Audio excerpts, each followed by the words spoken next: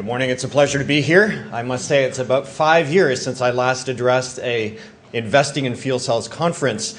So I compliment Cleantech and Nomura for their foresight, and if invited back next year, happy to account for my very bullish outlook on this sector still. 6 years ago, when I joined Hydrogenics as CEO, I had the opportunity to run 2 solar companies, and my friends, what have you done? Why would you join a hydrogen company instead of a solar company? Today I look back and I think I made the right choice. There's a power shift happening in the world, moving from fossil fuel-based technologies to clean energy technologies with storage as a critical component. The volatility that we have in our price markets for energy is something that we need to address, and more localized supply and production of renewable generation and zero-emission clean technology will be the way of the future. All of this has been accelerated in a major way after the unfortunate events in Japan, leading to clear plans now to move away from nuclear energy and more decidedly toward renewable generation.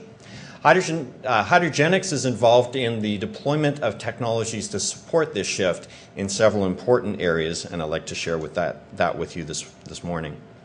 There are 3 business lines where we are focused. The first is in the generation of hydrogen through electrolysis, through on-site generation.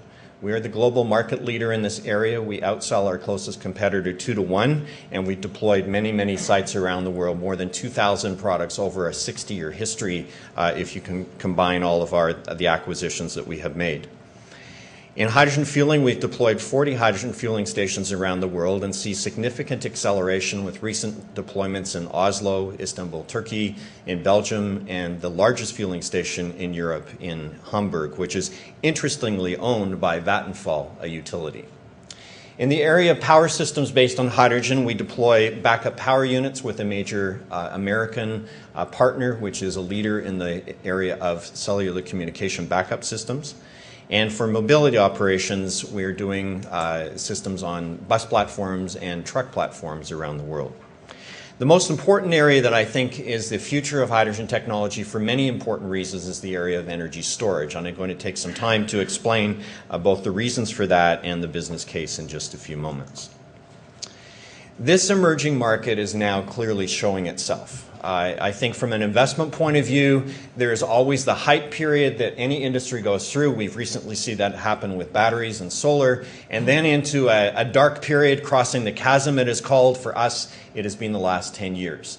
And now we're seeing very clear signs of an emergence, which I think is worthy of paying attention. There have been 18 hydrogen storage projects. You just saw this on another slide. 18 hydrogen storage projects announced in Germany just in the last year and a half. 6 of those projects have been settled, and 4 of those 6 went to Hydrogenics as a supplier. We're clearly leading in this particular application. The automotive fuel cell story is also showing itself. Just yesterday, Toyota made public announcements where they're saying they're not so confident about the future of pure battery EVs, and they believe the future of electric mobility, and this is not a new statement, they believe the future of electric mobility is based on the hydrogen fuel cell platform. I was head of manufacturing for Toyota for 7 years in Canada. I know the chief engineer of the Prius and the plans that have been in place for a long time within Toyota, which is strongly focused on this method of zero-emission transport. Fuel infrastructure, of course, will follow this trend. With more than 40 stations that we've deployed around the world in recent years, we're seeing significant acceleration. There is no chicken and egg situation here. A hydrogen fueling station costs around $2 to $3 million to deploy from a hydrogen technology point of view, which is not much different than a typical diesel or petrol station. We're seeing volume quotations for our fuel cell solutions now in the thousands. This is a very transformative moment for us because this is well in excess of $10 million US in revenue in single orders. So we've moved through the demonstration periods of the 1s and 2s and 3s and the 10s, the 100s, and now we're looking at deployments in the thousands, which is a significant revenue transformation for the industry. As well, there are significant development technology areas for us that are now going live and will result in substantial revenue growth. This is an industry that's been hard to make money in, and when you try to focus on a single application or product platform, you'll suffer a lot. It's been my strategy within Hydrogenics over the last 6 years to hold several strong cards, and I'm now seeing many of them come to fruition.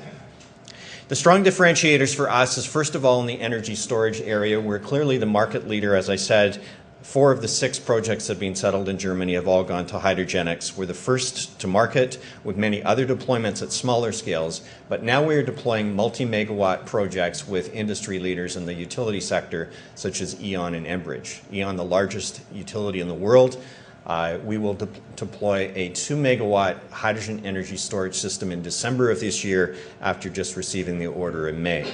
There was a 14-month process of due diligence and a competition to win that project, so we didn't win it easily, but we ran the gauntlet and did very well in securing that project for deployment in December of this year. Enbridge is the largest natural gas distributor in North America, and they invested in the company and are working jointly with us to commercialize the power-to-gas application in North America.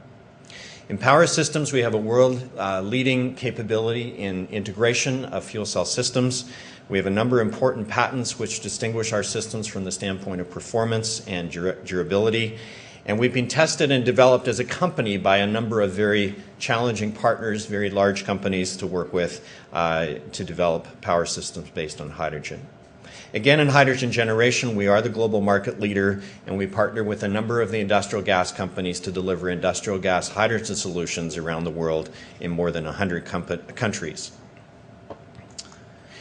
Our product platform is simple from the standpoint there are 3 separate product platform technologies that we work with in hydrogen generation, in energy storage, and power systems. I'd just like to highlight in the center of the slide what we're delivering today at 1 to 2 megawatts to companies like E.ON are essentially starter kits.